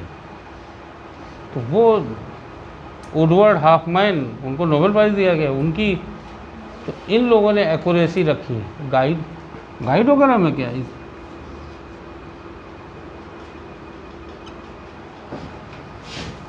अब आप देखो, और दूसरी चीज़ जो तुमको लगे कि ये एक्यूरेट है वही एक्यूरेट है, ये भी ध्यान दीजिए। तुम कन्वीनियंट नहीं हो डिस्प्लेसमेंट में, उसको सही ना मानो जब तक कि तुम समझ ना जाओ, नहीं तुमको जो समझ में आ रहा है उसको सही मानो। एटलीस्ट तुम्हारे एक आध क्वेश्चन गलत होंगे, लेकिन अपने कंसेप्ट पे हो तो बाकी तो सही कर ले जाओगे। और ऐसे क्या है, आधा इधर का आधा उधर का, तो फिर उसमें ऑर्गेनिक में फिर गलतियाँ होंगी। इसलिए जब तक तुमको लगे कि नहीं हम सही हैं, एस यू आर करेक्ट, जब तक तुमको पूरी तरह से फुल्ली जस्टिफाई ना किया जाए कि नहीं तुम यहाँ गलती कर रहे हो, तब तक तुम अपने को सही मानो। 2017 में जेईई में एडवांस में ऐसी गलतियाँ हुई हैं, समझे। कार्बोनियम आयन की स्टेबिलिटी आधे कोटा में आधे हिंदुस्तान में कुछ और लिखवाते हैं। सब नए नए टेडपोल पढ़ाने लगते हैं, तो वो जहाँ कहीं एक जगह पाए लिखवा दिए। तो अब उसमें क्या हुआ कि अब आप जो ये रेजोनेंस क्यों पढ़ रहे हो, ये रेजोनेंस बेटा खाली इसी जगह के लिए नहीं पढ़ रहे हो। आगे हम मान लिया कोई रिएक्शन लिख रहे हैं, तो अब उसमें जो एक्सेप्शनल ट्रेंड या बिहेवियर आएगा उसको हम एक्सप्लेन करेंगे रेजोनेंस से, इंडक्टिव इफेक्ट, हाइपर कॉन्जुगेशन से। तो अगर आप यहाँ पे कोई बात लिख रहे हो और इस बात के कारण तुम आगे के रूल सही नहीं एक्सप्लेन कर पा रहे हो, तो फिर गलत क्यों लिखो। तो उसमें जैसे ज़्यादातर किताबों में, एनसीईआरटी में ऐसा नहीं दिया गया, ज़्यादातर किताबों में टर्सरी की स्टेबिलिटी एलाइल से ज़्यादा दे दी गई, ठीक, कार्बोनियम आयन की ज़्यादातर गाइडों में। अब उसके बाद होता क्या है, यहाँ तो जोश में पढ़ा दिए, फिर इन कार्बोनियम आयन का यूज क्या है आगे न्यूक्लियोफिलिक सब्स्टिट्यूशन रिएक्शन में होगा, वहाँ ये ज़्यादा सब्स्टिट्यूशन रिएक्शन देगा, तो वहाँ तो तुम चक्कर खाओगे, डीपी सिंह को बद्दुआ भी दोगे कि हफ्ता भर पहले तो ये पढ़ाए हैं, यहाँ पे ये 360 डिग्री बदल जा रहे हैं, क्या सही है। तो तुम्हारे दिमाग में एक डाउट क्रिएट होगा, इसलिए डाउट ना आने दो, ठीक है ना। हमने तुमको उसमें अभी आपको हमने बिल्कुल इस चैप्टर के बिगनिंग में बताया था कि हर कंसेप्ट के एनर्जेटिक एस्पेक्ट होंगे, पर वो आपको याद कहाँ होंगे। हमको क्या पता किसकी पोटेंशियल एनर्जी क्या है, हम तो बेटा ये आंसर इलेक्ट्रॉनिक तरीके से दे रहे हैं, तो बस वही हमको सही मानना है। आप देखो ज़रा यहाँ, बताओ रेजोनेंस की कंडीशन में है या नहीं, और ये देखिए अल्टरनेटेड पाई बॉन्ड है, तो ये पाई बॉन्ड ज़्यादा इलेक्ट्रोनेगेटिव की तरफ शिफ्ट होगा और ये इलेक्ट्रॉन यहाँ होंगे। देख लीजिए नालायकों, ऐसे ग्रुप या एटम आयन जो रेजोनेंस के कारण पाई इलेक्ट्रॉनों को अपनी ओर खींच रहे होंगे, उनको -m या -r इफेक्ट ग्रुप कहेंगे, समझे। लेकिन ये इफेक्ट कंडीशनल है, अगर ये पाई बॉन्ड हटा दीजिए तो ये इफेक्ट होगा ही नहीं। लेकिन इंडक्टिव इफेक्ट भी -i है, तो इंडक्टिव इफेक्ट तो सब जगह होगा, क्योंकि वो तो इलेक्ट्रोनेगेटिविटी पर बेस्ड है। पर ये इफेक्ट बेटा रेजोनेंस पे ही बेस्ड होगा, हर जगह नहीं लगा दोगे तुम। आप देखो यहाँ पाई बॉन्ड इधर शिफ्ट होगा,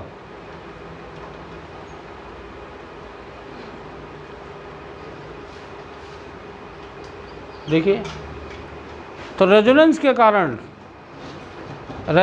कारण पाई इलेक्ट्रॉनों को OH ग्रुप रिपेल कर रहा है, रिलीज कर रहा है, डोनेट कर रहा है।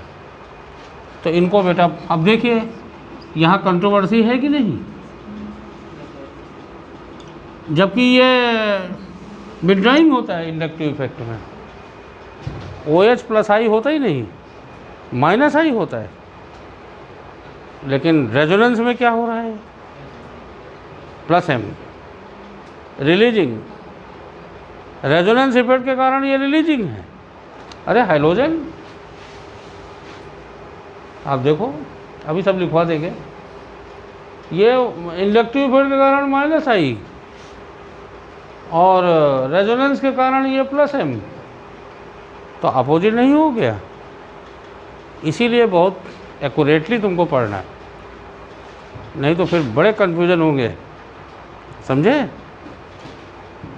तो ऐसे ग्रुप, एटम या आयन जो रेजोनेंस के द्वारा, रेजोनेंस कंसेप्ट के कारण पाई इलेक्ट्रॉनों को अपनी ओर अट्रैक्ट कर लेते हैं, उनको -m इफेक्ट ग्रुप या -r इफेक्ट ग्रुप कहेंगे। दूसरी तरफ ऐसे ग्रुप, एटम या आयन जो रेजोनेंस के इफेक्ट के कारण लोन पेयर या पाई इलेक्ट्रॉनों को दूर शिफ्ट कर रहे हैं, उनको +r या +m इफेक्ट कहेंगे। मेजोमेरिक इफेक्ट पाई इलेक्ट्रॉनों का डिस्प्लेसमेंट है based upon concept of resonance. Inductive effect sigma इलेक्ट्रॉनों का ट्रांसमिशन है बेस्ड अपॉन इलेक्ट्रोनेगेटिविटी। तो कहीं कोई कन्फ्यूज़न की गुंजाइश नहीं है। अब मैग्नीट्यूड पे डिपेंड करेगा भाई, जहाँ ज़्यादा रेजोनेंस के सिस्टम होंगे वहाँ मेजोमेरिक इफेक्ट भी हम देखेंगे, इंडक्टिव इफेक्ट हर जगह लगेगा। लिख लीजिए, दीज आर 2 टाइप्स लिखा। अब हेडिंग डालो -m और -r इफेक्ट, -m और -r इफेक्ट। थोड़ा थोड़ा याद भी रखोगे तो अच्छा है। लिखो, the groups or atom or ions, the groups or atom or ions which can withdraw pi electron more is which can withdraw pi electron। देखिए अब पाई इलेक्ट्रॉन बोल रहे हैं हम, which can withdraw pi electron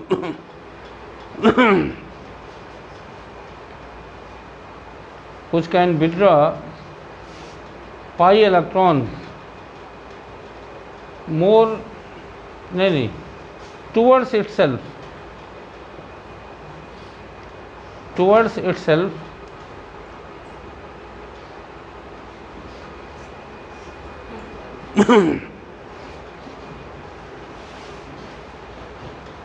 withdraw pi electron towards itself due to concept of resonance are called as, due to concept of resonance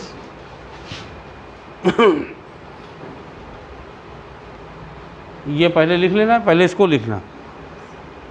are called as minus M effect group or minus R effect group. पहले इसको लिख लो, are called as minus M effect group or minus R effect group.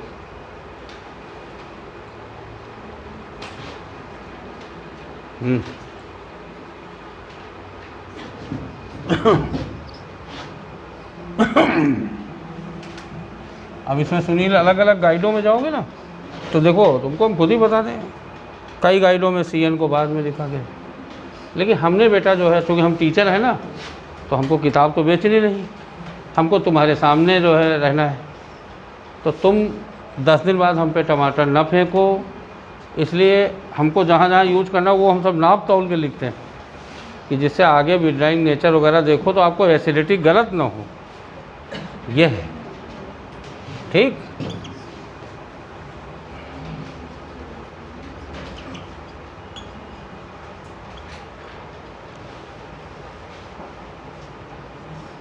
और सुन लीजिए, ये Meta directing effect भी है, आगे यही सीरीज लिखवाएंगे हम और फिर सुनेंगे तो खाल खींचेंगे हम।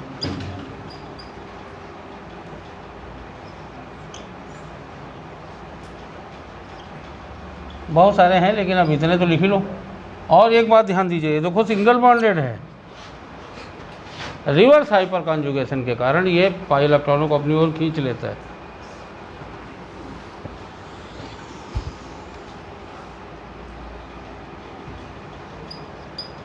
माइनस M इफेक्ट ग्रुप,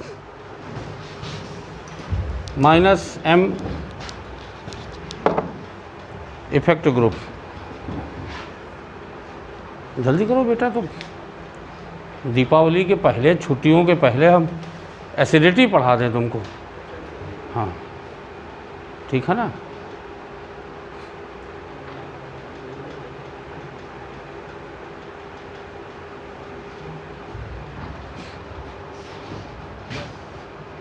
अब बीइंग ए केमिस्ट्री टीचर भाई 2 सलाह देंगे दीपावली में कि कोई ऐसे करके नहीं आएगा, ठीक है ना, नहीं हम ऐसे कर देंगे हाथ उठा के, जैसे इसमें प्लास्टर लगा होगा ना, हम प्लास्टर ऐसे खोल देंगे, हाँ। तो इसलिए भाई देखिए ये जो, हाँ समझ गए होगे, इन लोगों को बताना ज़्यादा ज़रूरी था बच्चा, हाँ। लड़कियां भी कम नालायक नहीं होती इन, तो आजकल जो है पटाखे उटाखे में लड़कियां भी बहुत आगे हैं। तो बेटा बारूद जो है, सुनिए, बारूद जो भरते हैं वो चपरासी लेबर भरते हैं, वो कोई केमिकल इंजीनियर नहीं भरते हैं। तो बारूद भरते समय ये डिपेंड करता है, कहीं उनको नींद आ रही होगी, ज़्यादा बारूद भर दिया, तो क्वांटिटी कोई फिक्स तो रहती है, लेकिन वो जब बल्क में बनते हैं तो ये नहीं फिक्स हो रहता है। अब पता चला वही तुम्हारे हाथ में आ गया जिसमें 10 मिलीग्राम ज़्यादा है, और तुम उसी कैजुअलिटी के साथ कि नहीं ये 2, 4, 5, 10 सेकंड बाद ये एक्सप्लोड होगा, और उसमें क्वांटिटी ज़्यादा है और वो तुम्हारे हाथ में ही जो है एक्सप्लोड हुआ, हाँ। तो इसलिए भाई हम केमिस्ट्री के एक्सपर्ट होने के नाते तुमको बता रहे हैं कि एक्सप्लोज, ये जो केमिकल्स हैं ये किसी को पहचानते नहीं हैं, और हम खुद 1-2 बार मरते मरते बचे हैं उसमें लैब में, हाँ लैब में जो है विदा होने में ज़्यादा टाइम, और लेकिन फिर भी बहुत कम कैजुअलिटी होती है लैब, क्योंकि वहाँ लोग अवेयरनेस इनको पढ़ाया जाता है। हमारे एक साथी, तुमको देखो हम किसी दिन बुलाए, अगर ये लखनऊ में होंगे, वो साउथ कोरिया में साइंटिस्ट थे, अभी तो शायद लखनऊ में, हम बुलाएंगे कभी, हमारे जूनियर हैं। और पोटेशियम एक डिब्बे में रखा हुआ था और सारे केमिकल्स स्टोर थे, महीनों सालों के केमिकल स्टोर थे, एक कमरे में सारे केमिकल रखे हुए थे, वो अनलेबल्ड हो गए धीरे धीरे। तो जो लोग, अब भाई सरकारी काम यही तो सब गड़बड़ होता ना, अगर आप अपने घर में सफाई नहीं करोगे तो क्या होगा, सब धीरे धीरे अखबार पेपर उल्टा सीधा चीज़ें डंप होती जाएंगी। तो ऐसे 1972 से CDRI में जो केमिकल लोगों के, हाँ भाई अब जग गए हो तो प्लीज़ थोड़ा शांत रहो, है ना। या तुम सोते रहो तो अच्छा है। तो क्योंकि 10 मिनट रह गया है, तुम एकदम से 10 मिनट पहले जागृत हो गए।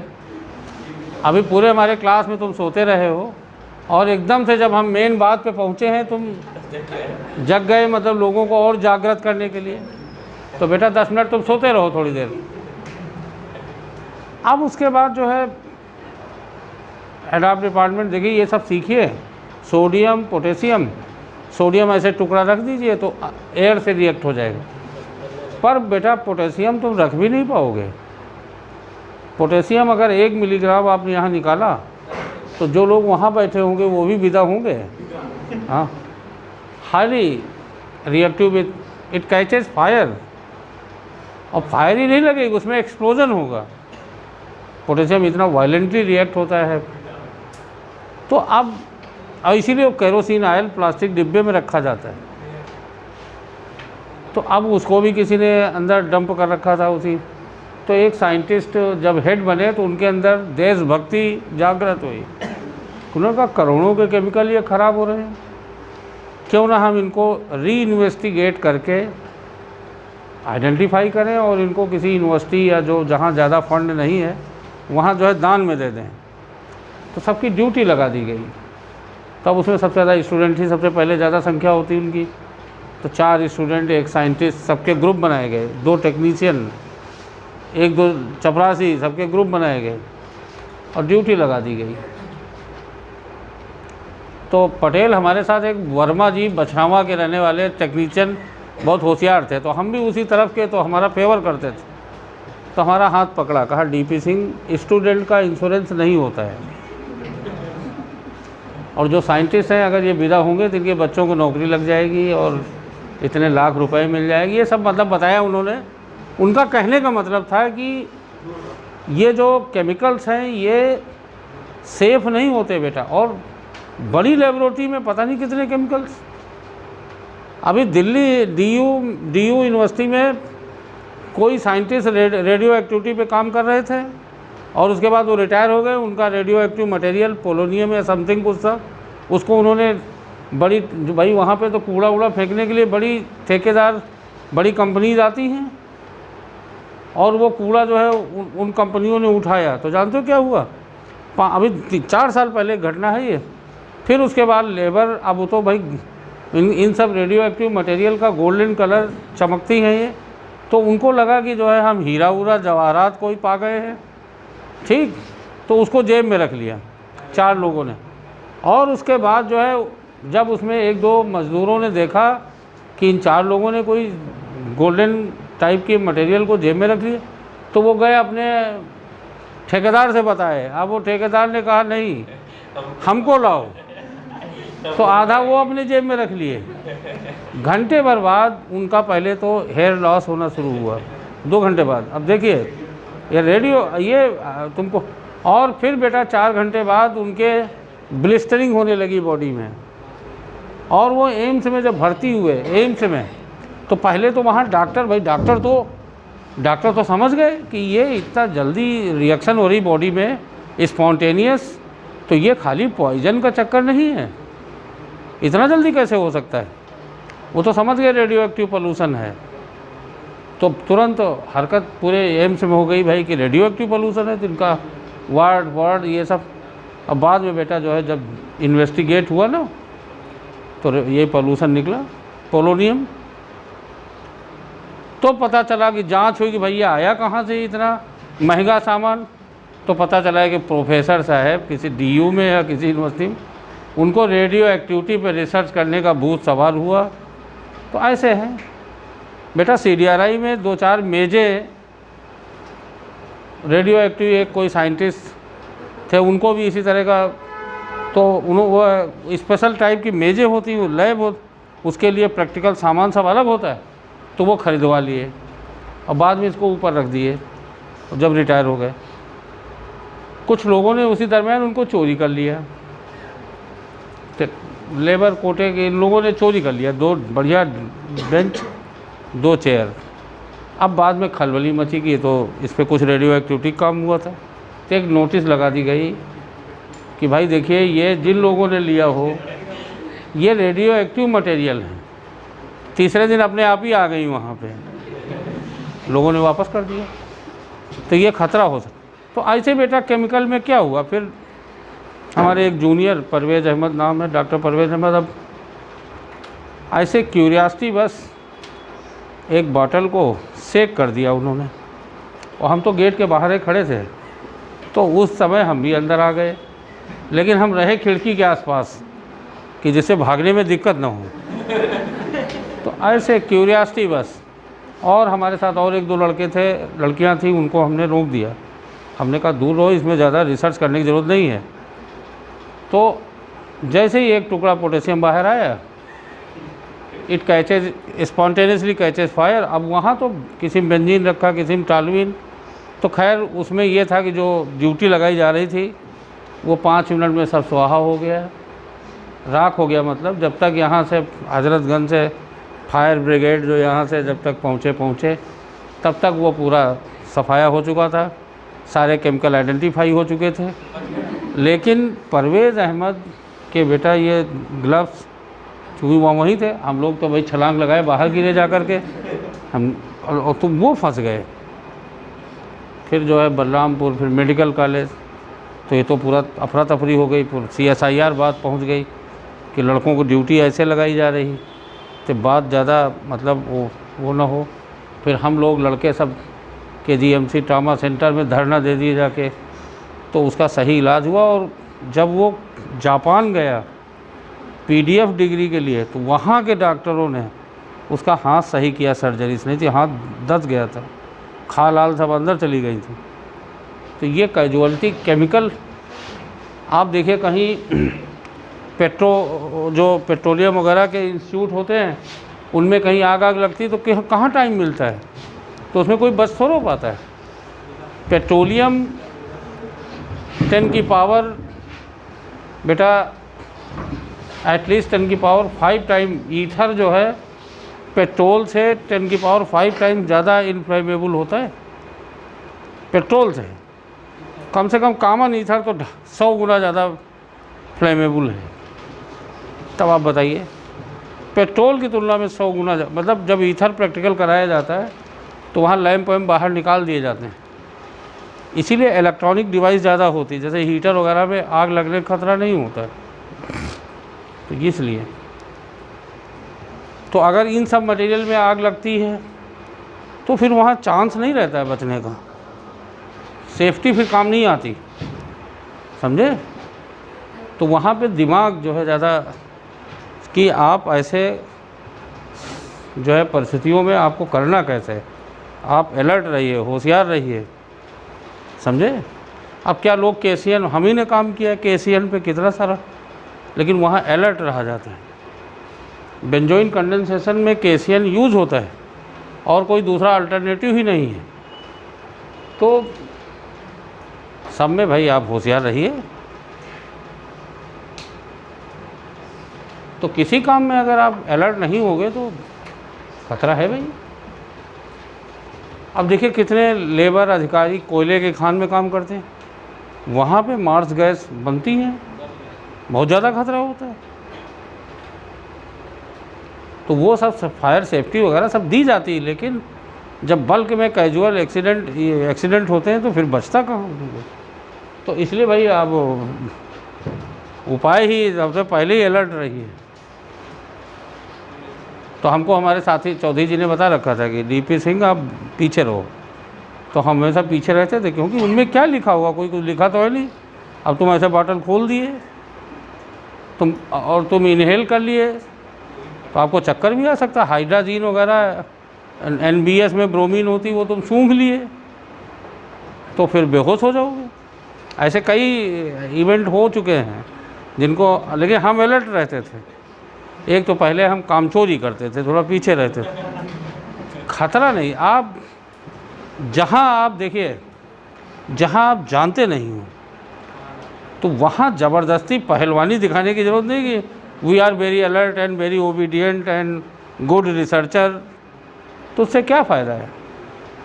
आप जिसके बारे में जानते हो वो काम करो। लिखो +M।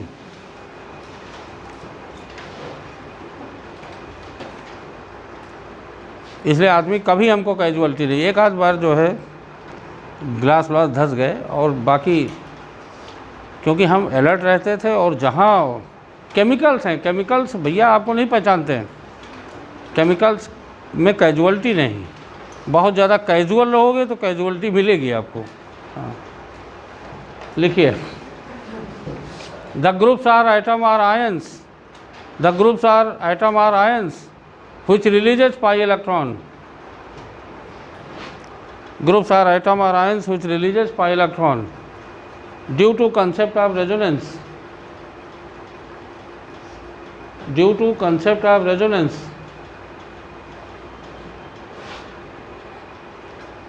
are called as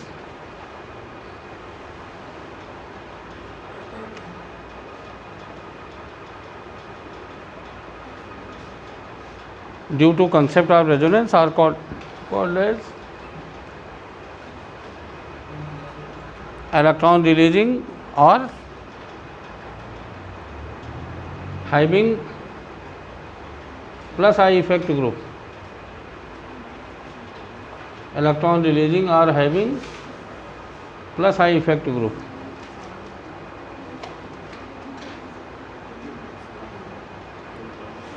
plus M लिखिए, plus M oblique plus R effect group.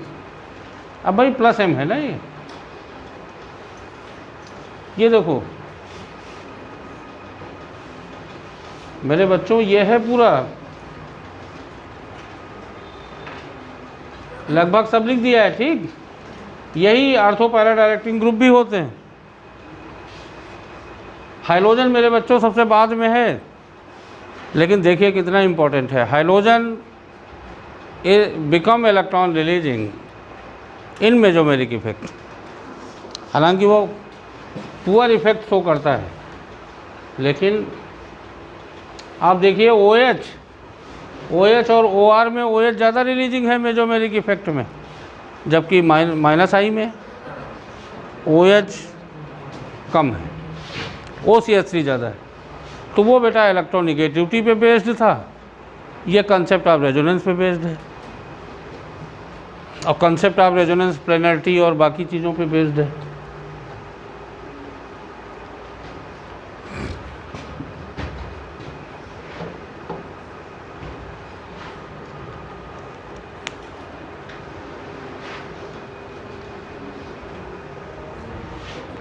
तो काफ़ी कुछ ये है कि इसमें भाई आपको समझाने के लिए हम लिबर्टी लेते हैं कि भाई ऐसे बच्चों को समझाना है, तो थोड़ा सा हटना पड़ता है, नहीं तो बिल्कुल एक्यूरेट पढ़ावें तो तुमको हाँ फिर तुमको दिक्कत होगी।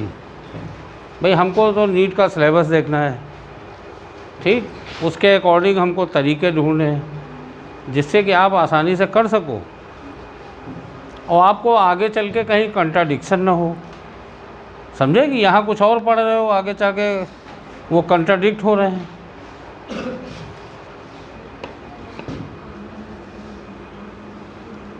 आप देखो ये पावरफुल, देखो एनिलीन हम आपको पढ़ाएंगे एरोमेटिक में, एनिलीन इज हाईली एक्टिवेटिंग, फिर फिनॉल, फिर एनिसोल, फिर देखो ये सब आर्थो पैरा डायरेक्टिंग ग्रुप हैं, या ऐसे एरो बना दीजिए, decreasing order of plus M effect group. Halogen plus M show करता है, देखिए very surprisingly halogens are electron releasing.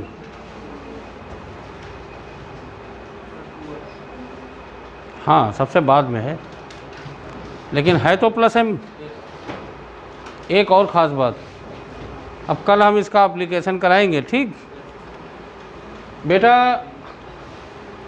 दूसरी सबसे बड़ी बात होती है कि हम किस इफेक्ट को कहाँ लगावें, बड़ा कन्फ्यूजन होता है लड़कों को, इसी में कन्फ्यूजन होता है कि कभी तो सर इंडक्टिव इफेक्ट झोंक दे रहे हैं, जहाँ मौका पा रहे हैं वहाँ। तो एक बात ध्यान दीजिएगा, जहाँ तक हमारे कोर्स और सिलेबस की बात, mesomeric effect become more important या become important whenever groups are attached with the benzene ring, क्योंकि ये भाई बेंजीन में तो कॉन्जुगेशन है, हाईली कॉन्जुगेशन है, नंबर 1। नंबर 2, जैसे मान लिया ग्रुप है, ये OH है मान लिया सपोज। अब हमको इसकी एसिडिटी एक्सप्लेन करनी है, ठीक। तो हमने ग्रुप लगाए भाई, आर्थो पे भी लगाए, मेटा पे भी लगाए, पैरा पे भी लगाए, वही ग्रुप। ये नोट कर लिया ना तुम लोगों ने, तुमने वही ग्रुप लगाए आर्थो पे, मेटा पे, पैरा पे। तो मेरे बच्चों एक सबसे ख़ास बात ध्यान दीजिएगा, ग्रुप तो वही है और हमें मान लिया एसिडिटी ही चेक करनी फिनॉल की। तो आप ध्यान दीजिएगा बेटा, inductive effect ortho, Meta, para तीनों जगह ऑपरेट होगा, पर आर्थो इंडक्टिव इफेक्ट डिस्टेंस पर डिपेंडेंट है। आर्थो पे सबसे ज़्यादा होगा और पैरा पे सबसे कम होगा। तो inductive effect is operated at all the 3 position, ortho, Meta, para, but at para it is minimum because distance is increases and ortho it is maximum. दूसरी बात बच्चों, मेजोमेरिक इफेक्ट, इधर देखो, मेजोमेरिक इफेक्ट आर्थो और para पे ही लगता है, Meta पे मेजोमेरिक इफेक्ट 0 होता है, या मिनिमम होता है, या ऑपरेटिव नहीं है, या उसका इफेक्ट नहीं है, वो प्लेनरिटी की वजह से। यहाँ प्लेनरिटी लूज होती है, आगे हमें बताएंगे तुमको। हमने बताया था ना कि for resonance planarity is important, if planarity is reduce then effect of resonance is reduced. तो पहले तो ये 2 बातें लिख लीजिएगा, लिखिए मेजोमेरिक इफेक्ट बिकम, और जहाँ मेजोमेरिक बोल रहे हैं इसका मतलब resonance, mesomeric effect become more important when groups are attached with benzene, या कोई अल्टरनेटेड सिस्टम हो। हमारे कोर्स में तो बेंजीन ही मिलेगा, ठीक। Mesomeric effect become important when groups are attached with the benzene.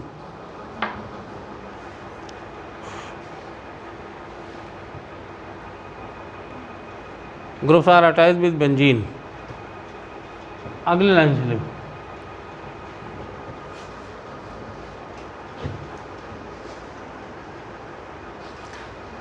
इसको बना लीजिए चाहे तो।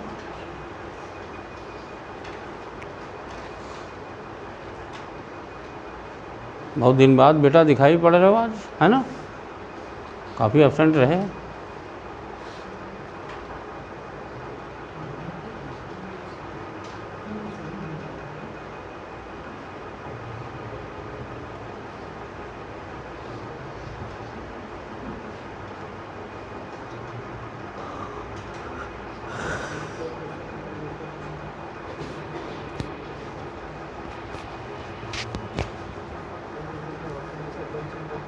जल्दी लिख लो बेटा, 1-2 मिनट रह गए तो जल्दी जब बता दें। तो कल हम एसिडिटी में एप्लीकेशन करेंगे। एसिडिटी थोड़ा के, केबी, केडब्ल्यू ये सब थोड़ा पढ़ के आइएगा, क्योंकि हम थोड़ा बहुत यूज करेंगे। ऑर्गेनिक में तो फिजिकल का नहीं पढ़ाना है, लेकिन हम थोड़ा बहुत यूज़ तो करेंगे ना।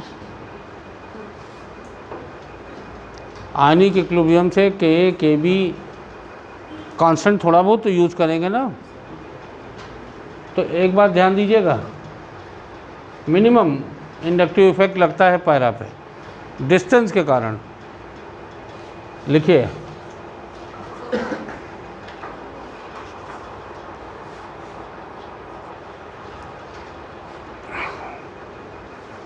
inductive effect is operated at all the 3 positions.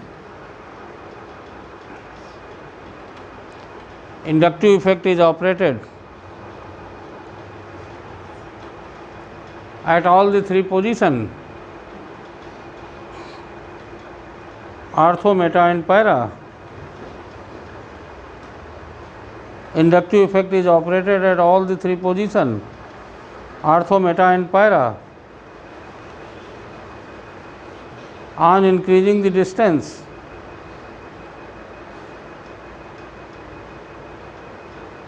On increasing the distance, it is decreases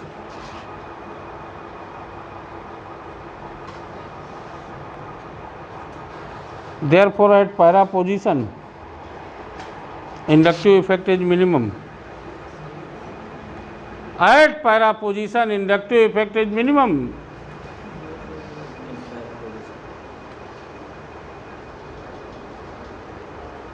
At ortho position it is maximum.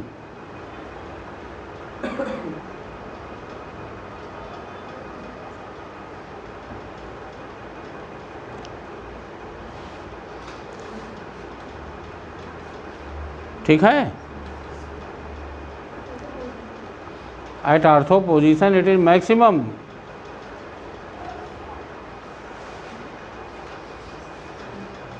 एक बात और लिख लेना, मेजोमेरिक इफेक्ट देख लीजिए बेटा, यहाँ 0 है mesomeric effect. Mesomeric effect is operated only at ortho and para position. लिख लो, mesomeric effect is operated only at ortho and para position.